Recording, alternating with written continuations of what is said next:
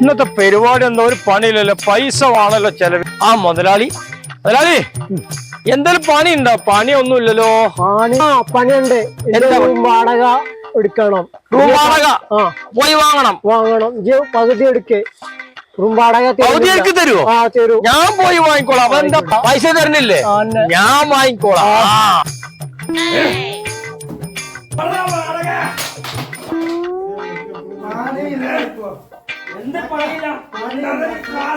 കയ്യിലൊന്നും കാശില്ല.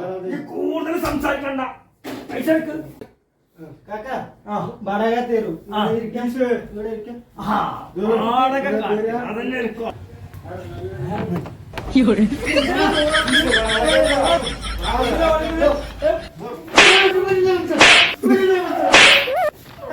വാടക വേണ്ട.